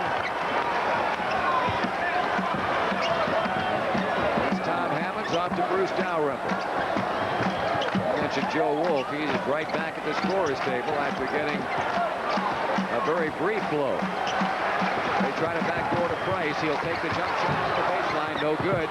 Rebound fought for. Controlled inside. And it is out of bounds. Tech will keep it. That's about 8 offensive rebounds for Dalrymple. 9 rebounds total. 9 rebounds total. You know what it reminds me a little of is Sidney Moncrief. Plays for now for the Milwaukee Bucks. You know, a big guard that has that ability to add that other dimension. Antoine Ford pays off as he hits a jump hook. Well, he's doubled his scoring average for the year with that jump hook. 1.6 he came in at. Here's Doherty shooting and scoring again. Brad Doherty with 18. Carolina trailing Georgia Tech 65-59. Carolina's going to look to trap right here. Now who are they going to look to? Now, no, they're not going to trap. I thought it looked like they were setting up to go to their three-quarter trap. Well, it was a force in the first meeting 10 days ago. It has not been so here tonight. And these two teams could meet 2 more times after this in the ACC tournament and potentially in the Final Four. Wayne Farrell wants to go baseline. Lebo won't let him have it. Ford back to Farrell. The intensity is not let up. The defense has been the key in this basketball game for both teams. Here's Farrell taking it down low. He kicks it off inside. Ball rolls off. Joe Wolf with another rebound for the Tar Heels. 65 Georgia Tech, 59 Carolina. Here's Steve Hale. He's fouled. Dalrymple got him. 5 team fouls, 3 against Dalrymple. Here's Kenny Smith pitching it out. Dalrymple leaving his feet at the defensive end of the court. He came out, was in excellent defensive position, but all that happened is Steve Hale showed him the basketball and he reacted. 6:01 on the clock as Hale takes a pass. I think that Carolina's going to have to hit it from the perimeter. Lebo shooting and hitting again. He's had 3 of his 4 field goals here in the second half, and for the second time, Carolina pulls to within 4. Especially with Sally out of the basketball game. They have to give that help to Ford inside, so they're going to have to live with the theory that we've got to let Carolina, if they're going to beat us from the perimeter. Antoine Ford still in the lineup with John Sally sitting on the bench with 4 personal fouls. No doubt Bobby Cremins will be bringing him back shortly. Price checked by Kenny Smith. Farrell, Price, Dalrymple. Right now, the Georgia Tech team is standing around more than I've seen them all game at the offensive end of the court. Price pulls the trigger.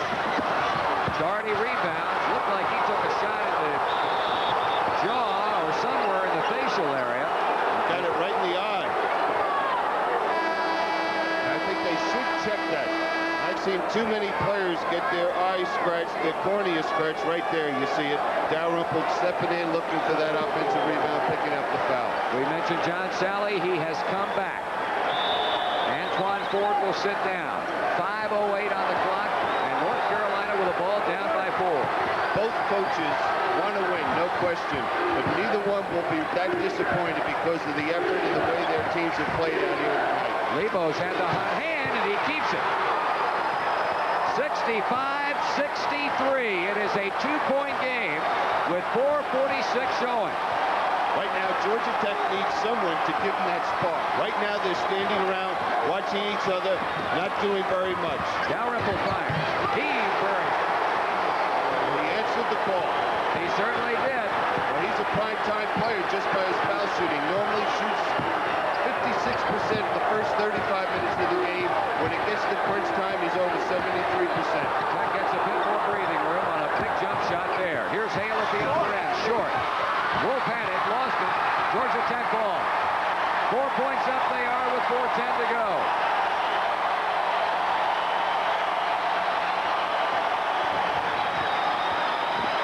Looking to go inside to Sally.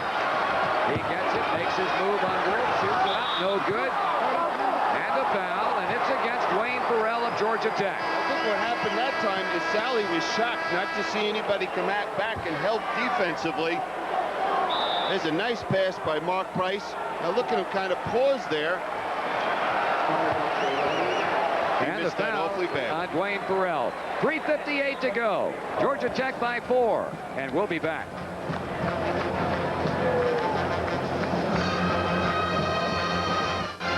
Tonight's game is brought to you in part by Mazda and by Holly Farms. And we've got 3:58 to go. North Carolina down by 4 to Georgia Tech, 67-63. The attendance tonight, in case you're wondering, in a building that lists its official capacity at 16,250. The attendance tonight, 16,609. You know my father was a fireman, don't you? Well, maybe he's not watching. Okay. Interesting stat total concerning the rebounding from the last time these two clubs met. Right now, now it's 41-29 in favor of Georgia Tech. A big trip down the floor for North Carolina. Hale, Lebo, pass inside. John Salley is gone. His 5th personal foul. He's called for pushing Joe Wolf.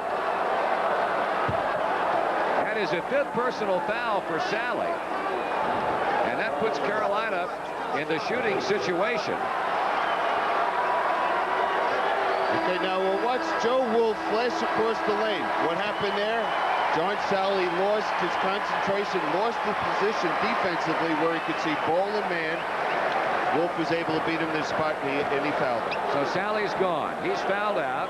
And across the way, Bobby Crimmins talking with guard Craig Neal. Billy, you were talking about what a great game this has been. In the first half, North Carolina and Georgia Tech combined turned the ball over 17 times. Tech turned it over 10 times. The second half, a grand total of 3 turnovers. Tech 2, North Carolina 1. That's a great compliment to both coaches. That their teams are so well schooled and disciplined and unselfish that they're able to do something like that. Well, John Salley leads with 13 points, 9 rebounds, and get this, 9 assists. While Joe Wolf, who has been one half of a big second half combination for North Carolina, the other half, of course, being Jeff Lebo, hitting one but missing the second one, and the ball slapped long to Kenny Smith. Interesting move that Georgia Tech has done. They've gone to a small lineup, bringing Neal in instead of bringing Ford in. Right now you're looking at a situation where Carolina really has a size advantage. 3-point game. The pass up top, deflected, and Price, but who else comes out with it? These two teams, there were 2 or 3 people on the floor that time down the court. No foul call, but you haven't seen it one time in this ball game. Any player respond where there might be violence on the court. Hammonds to Price. Time remaining, 3 minutes exactly. Tech playing to a 3-point lead. Here's Price. He's open. What a player. A big, big basket for Georgia Tech. Their lead goes to 5. Here's Lebo faking one way, going the other, partially deflected. That was a bit of a late whistle by Louis Grillo, but it'll be a 4th personal foul on Price. That was a tough shot that Jeff Lebo attempted. I couldn't tell from this angle if he did get him on the arm or not. Well, Price didn't think so, and neither did Bobby Crimmins. Well, you know, at this time of the game, there isn't a player on the court who thinks he's committing a foul. And Lebo. Now here's Lebo making that move to his right, going up. Got him on the hand. That's a touchdown there. And 2 big misses by Jeff Lebo. So Georgia Tech with a 5-point lead and the ball.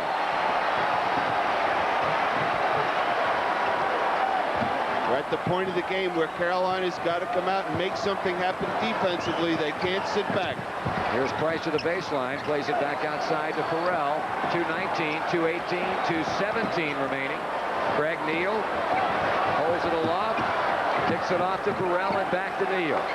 Even if there's any violation, the ball will go back to Georgia Tech. 9 for a seconds. 5-second call. 7 seconds on the shot clock. Price puts it up under heavy duress, missed the jump shot. Wolf rebounds. Only a minute 55 to go. So Tech did not get off a good shot, but they took a lot of time off, and Kenny Smith wastes no time at the other end. He buries one, and North Carolina uses the first of their 4 timeouts. 1 minute and 50 seconds remaining. It is Tech by 3 over North Carolina, 69-66. Only a minute 50 remaining. Georgia Tech leading by 3, 69-66. Kenny Smith hit a quick jump shot, and then Dean Smith called timeout. He has 3 remaining. And if you're Carolina at this point, Billy, the question has to come up, who do we foul if we are put in that position? But you'd have to look to foul Dwayne Farrell. He's only shooting, 67% from the foul line. But, you know, Dalrymple, as we mentioned a little while ago, might not be a good foul shooter the first 35 minutes, but what happens is the concentration level for him really rises when he gets to that last 5 minutes and shoots, you know, close to 75% from the foul line. There's the way they've been shooting him up here in the second half as opposed to the first 20 minutes of play. And in the last 10 minutes, North Carolina has outscored Georgia by 3. Baseline is Neal. On the stop and go, he bounce speeds across to Hammonds, and they'll bring it back outside and put it in the hands of Mark Price. It's an interesting chess match now. Carolina's looking to trap. Georgia Tech's looking to hold the basketball. Now, Carolina still has plenty of time. They don't want to pick up a silly foul. They like to steal, but here they go. There's Lebo. He's fouled by Dalrymple. I guess Bruce Dalrymple figured, what the heck, he missed 2 in a row earlier. We'll give him a chance to prove he can shoot them. Let's take a look at the steal. There's Steve Hale again. Guy is everywhere. He's always around the basketball. Now, right there, I think Jeff Lebo might have been better off just swinging the basketball to Kenny Smith and really create that good 2-on-1 situation in the breaking-wise. But now he's on the line, 1-on-1. Jeff Lebo trying to make amends. He has scored 11 points. And 9 have come here in the second half. And in between Lebo free throws, Craig Neal leaves. And Bobby Crimmins gets some height on that front line with Antoine Ford. Now, what does Bobby Crimmins' Georgia Tech team do when Carolina looks to trap at half court? Do they look to go ahead and take the good opportunity shot, or do they look to continue to use the clock? Last time it was this close, 14-13.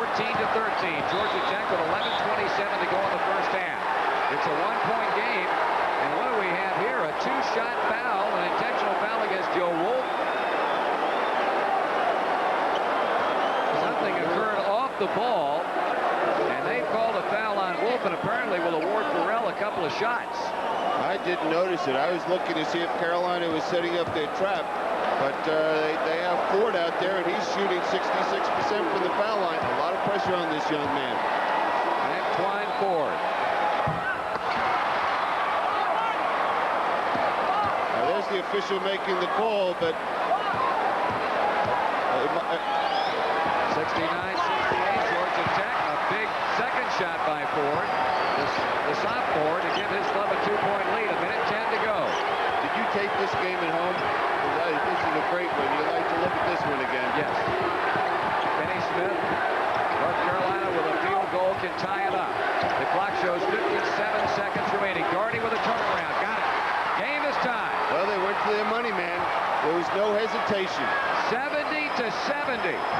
47 seconds to go. Tech would have to get off of a shot before the shot clock runs down. And it is Terrell outside with the ball. 37 on the shot clock. About 38 on the game clock.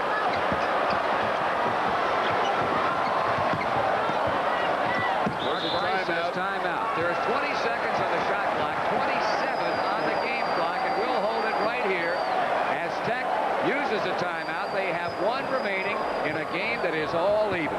I would expect Bobby Crimmins to come out, set up something if possible, either going inside to Hammonds or with Mark Price shooting the jump shot. And I wouldn't be surprised to see both players on the same side of the court. So if there is a double team on Hammonds inside, he always can pitch it out to Price for the possible jump shot. And they've been their money players, the best players on the court right now for Georgia Tech. Now defensively, does Carolina look to trap? Look to do something? I wouldn't be surprised to see Carolina maybe put a bigger lineup in there to make sure that they do the job on the defensive boards. This lineup, however, Billy has been playing so well. This is basically the lineup that has brought this team back. That's why I'm not coaching. No, but seriously, these are some of the things that you have to think about over there, decision-wise, because you know if that shot goes up, this Georgia Tech is going to be pounding the offensive boards. And you want to make sure that you do get that possession if they do miss the basket. And, well, Carolina's going to come out and stay with the same team they had in there on the court the last few minutes. But they might look to go to a trapping situation. So, you know, these teams are so well coached. They have so many different ways they can go, either offensively or defensively. Well, there are only 27 ticks of the clock remaining. 20 seconds remaining for Georgia Tech to launch a shot. And North Carolina comes back with the same lineup as Billy pointed out. Kenny Smith, Jeff Lebo, Steve Hale, Brad Daugherty, Joe Wolf. I would think if the shot goes up and Carolina players feel they have a breaking opportunity, if it is a miss, they will look to break. If they don't have anything, or if Georgia Tech scores, they will call the timeout. Well, does someone win it with a last-second shot? Do we go to overtime? We'll find out. The inbounds goes to Price. He brings it out near the midcourt line with Kenny Smith stalking him. 21 on the game clock, 13 on the shot clock. Price gives it up to Dalrymple. He looks low. They're looking to go trap anytime they get a chance right now. Carolina extending the defense. Price drives. He puts up the jump shot. It's long, and Hale has a rebound. Timeout, North Carolina. 6 seconds remaining. As Carolina showed pretty good defense on that jumper by Price, and now Dean Smith arguing about time that ran off. Timeout call. 6 seconds to go. 70-70. Carolina will have the ball after this from Budweiser. That is the story. 6 seconds to go. Game is tied. Billy, you were doing some coaching during the commercial break. I think one or two things Carolina will look to do. Either get it into Kenny Smith and look him to just push it the length of the court, see what he can create for himself or somebody else. Other thing, they have the ball out of bounds at the other end of the court. They might look to get the ball, say, to half court if possible on a direct pass, then look to call another timeout, still having approximately 5 seconds left on the game clock at this point. Will Georgia Tech give them that half-court pass, or will they put that pressure? That's a good point, because I think Georgia Tech can look to put some pressure. They're not going to allow them to just bring the ball in bounds. Well, here we go. Joe Wolf will make the inbounds pass. Tech is laying back. Now Wolf looks. He looks again, and now he makes a pass to Hale, and he calls time with 1 tick going off the clock. So now there are 5 seconds to go. North Carolina down to 1 timeout. Georgia Tech has 1 remaining, and I would have to think that maybe they didn't get the ball as far up the floor as they wanted to. Well, the reason for that was the defense that Georgia Tech threw at them. They were not going to allow them to do that. Now, even with 1 more time, Carolina might look to get the ball to say, to the top of the circle area, and look for another timeout where, with 4 seconds at the worst left on the clock, that's a lot of time. That's an eternity in a basketball game, and you can look to run several things from the offensive end. What Dean Smith has done is he's given himself more flexibility as a coach, more options to decide what he'd like to do from this point instead of being at the far end of the court. Well, Carolina has effectively taken this massive crowd of over 16,600, at least for the moment, out of the game since the 11:56 mark here in the second half. The Tar Heels have outscored the Yellow Jackets 24-11 and have a chance now with 5 seconds to go to win it. Now, so many times you see games like this where they don't live up to everything you expect them to live up to. But you just look at that score right there, 70 all, 5 seconds to play, approximately 5 turnovers total in the second half. Right. Both teams just giving everything they possibly can. Just a great effort. Number 1 and 2 team in the country. I feel very privileged to be here and have the opportunity to do a game like this. I will echo those sentiments. And on the heels of that statement, a timeout is called, and they return to their respective huddles. Well, we had the Duke North Carolina game to open the Dean Smith Center at Chapel Hill back in mid-January. That game was everything it was billed to be, a great basketball game. And as you say, this one has been somewhat of a classic tonight. And when 2 teams at this level play each other, it's very easy to have a blowout, because if one team is very sharp and the other team is just a hair off, because they're both at such an emotional pitch, they could get blown out. We saw a Carolina team in that first half that it really looked like they were on the verge of getting blown out of this basketball game in the last couple minutes of that second half. But again, that's why these 2 teams are number 1 and 2. You know, they don't look up at the scoreboard and say, well, oh my goodness, we're down by 12, 14 points, we're going to lose the ball game. You know, they have the ability to just take a deep breath and say, hey, now we have to extend ourselves a little bit more to get ourselves back in the ball game. Well, after this game tonight, what do these clubs have to look to? Georgia Tech will take on our old buddy Jeff Mullins' UNC Charlotte team on Thursday night, and then no day at the beach on Sunday afternoon. They have to go to Cameron to meet Duke on the road. Now, everybody watching this game watches how hard these players are playing and the energy they're putting forth, and thinks how tired they're going to be. The 2 tiredest people in this building after this game. One is going to be happy, one is just going to be absolutely exhausted, but still happy that his team put that great effort. the losing coach. They're going to be exhausted. Here we go. Here we go as Steve Hale looks to make the pass and does to Kenny Smith. He goes baseline, throws up the jump shot. It's no good. The throw back by Lebo, no good. We'll go to overtime. Kenny Smith raced to the baseline. They were in hot pursuit. Mark Price and Bruce Dalrymple. His shot was long. Lebo threw up a prayer. That missed. And OT coming up as we look at it again. There's 3 players now. Georgia Tech was very fortunate. You see the position Doherty had on the offensive boards. If that ball bounced in his direction, easy game coaching. No emotion involved. Look at the. Oh. Just a sigh of relief from Bobby Cremins and disbelief from Dean Smith. But that was an excellently executed play where Kenny Smith ran his man off Joe Wolf and was able to get free. That's why he was able to get that opportunity to shoot the basketball. So the top 2 teams in the Atlantic Coast Conference and the nation, thank you very much, will be going to overtime. North Carolina trail at the half, 42-32. They forged their way into a tie. Mark Price had a shot for Georgia Tech in a bid to put them in front. He missed. Carolina rebounded, and when it came down to the final 2 seconds, a jumper by Kenny Smith didn't go, and the quick follow, somewhat off balance by Jeff Lebo, failed to drop through, and we go to an extra period. Big factor, obviously, is the absence of John Sally. He had such an outstanding first half and was able to help his team to have a 42-32 lead at the end of the first half. Now, the key people for the Georgia Tech team, I have a feeling if they're going to win, they got a young man named Dalrymple is going to have to do some great things for them. We know Mark Price is an outstanding perimeter shooter. I think that's the guy that Carolina's got to be most conscious of at the offensive end of the court. Now, Carolina, they're a team that's come a long way to get back into this ball game. Are they going to have enough?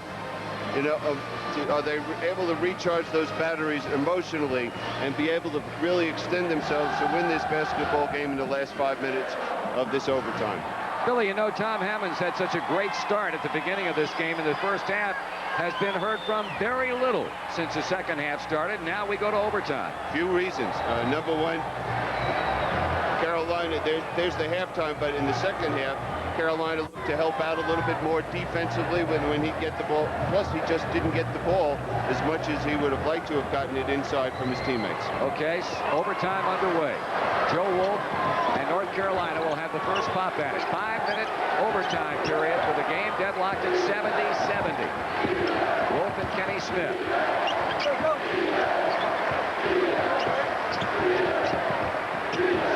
Puts it on the board, plays to Brad Doherty. Now Lebo. Mark Price all over him. Great defense by Georgia Tech. Still have that intensity. Carolina patience offensively. Shot missed, tip misses. Terrell rebounds. Doherty had a shot. Wolf had the tip. No go. Tech ball.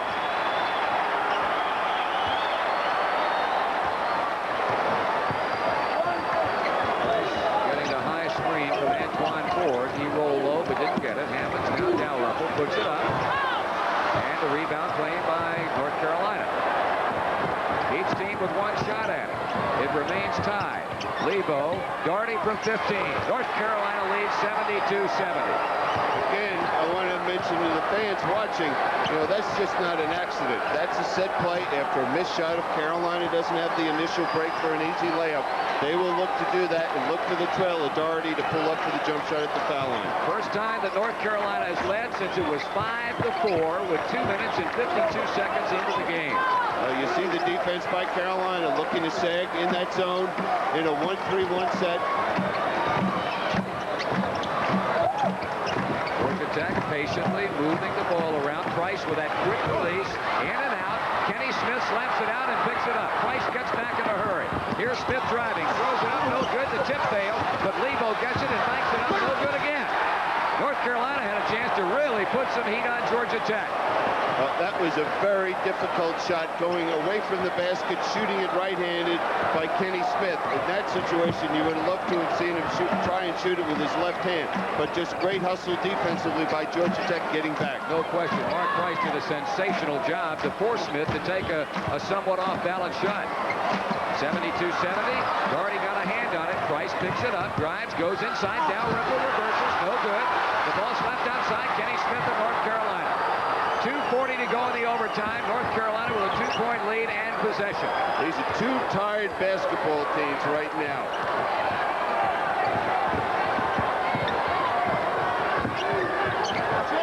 Again, that depth of Carolina, though, has played such a big part in this ball game, being able to play those extra players. Shot misses by Joe Wolf. You just see on the shots of the players now. Right there, you saw Joe Wolf. He threw that basketball. He didn't shoot it. We saw at the other end Mark Price having a good open jump shot, the shot that he wants, and he just threw it.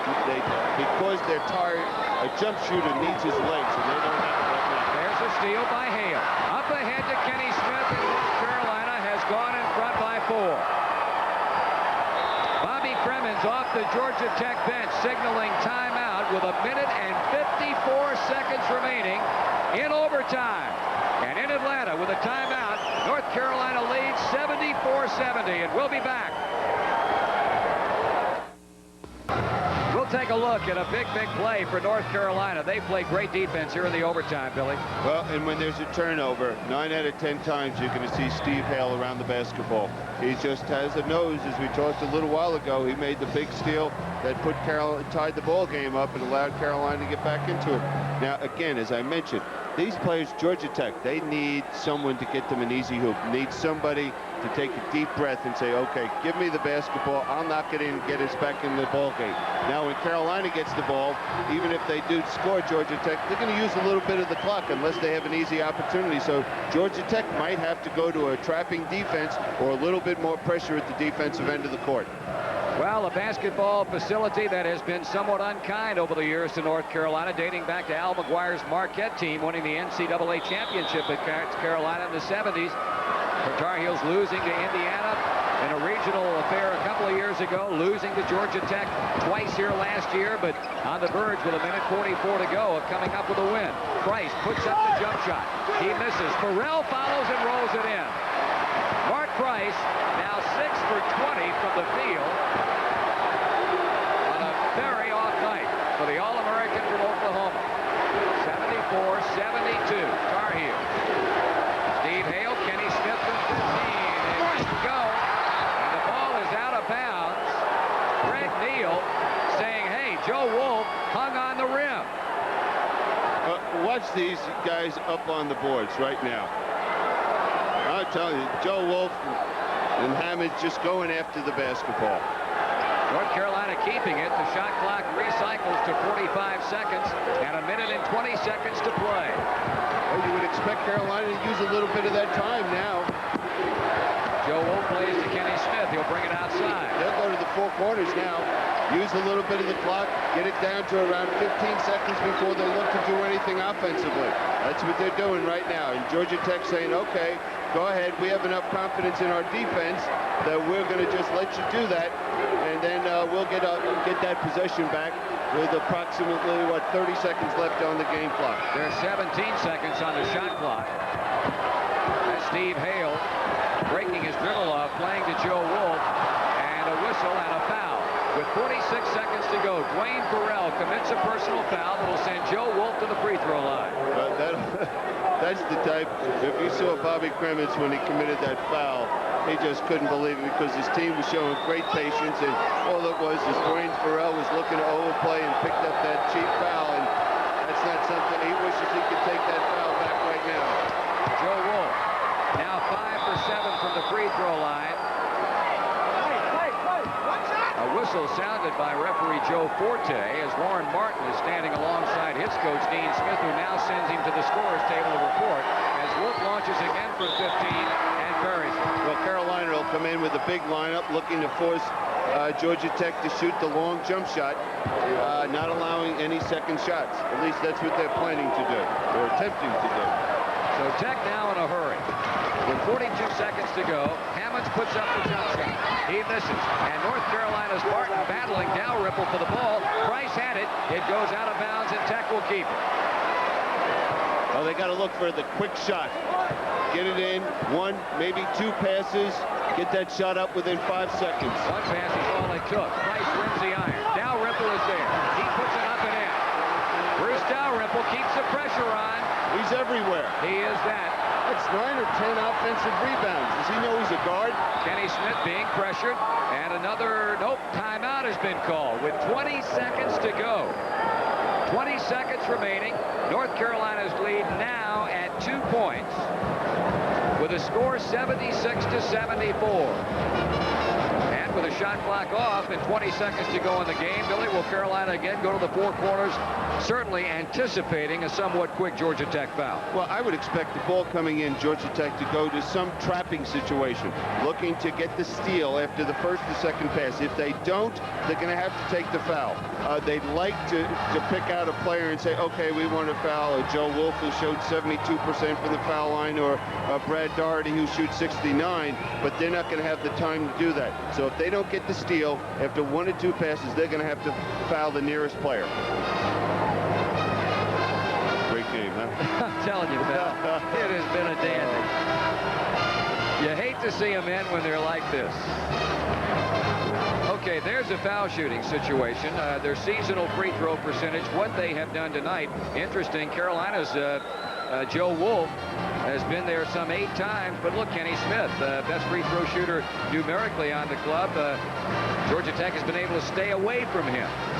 Well, Kenny Smith in the past has been excellent for Carolina in tough situations and critical situations as the clock winds down. Now, Jeff Lebo has missed a couple foul shots, was able to come back. You know, Carolina has some good people in there, players that have been in this type of situation before and know how they're going to react and respond to it. It's a lot different shooting that foul shot in the first 5 minutes of the game and shooting it now. Lebo will be charged with the responsibility of throwing the ball inbounds. Bobby Cremon still coaching up a storm over there on the bench as Lebo looks to get it in, and the ball knocked away by Price. He takes it to the basket. The shot will not count. The shot will not count. Greg Neal says, we want the basket. Hank Nichols says, no way. Mark Price, an off night in his great all-around game, but boy, what a big play does he come up with for his club. Oh, that's why he's an All-American, Marty. Now, it's interesting. In the NBA, that would have been a three-point play. That would have been a continuation play. There's the great hustle and steal by both. There's the play. Great hustle by Mark Price. Okay, Price 2 for 2 from the line. His club now trails by 1. Steve Hale, a quick word for Kenny Smith. You know, it's interesting. He stole that ball from Steve Hale. Do you know Steve Hale, Price, and Tisdale? He missed it. And Joe Wolf gets a rebound. He needs some help, and he is fouled with the clock stopping at 11 seconds. Joe Price fouled on the rebound, and, well, there's a man. Mark Price just put his hands behind his head. He could not believe that he missed the shot that would have tied the game up, and he is fouled out to boot. That's a tough one. I started telling a story because I just assumed, because he's such an impressive player, that it would be right down the middle.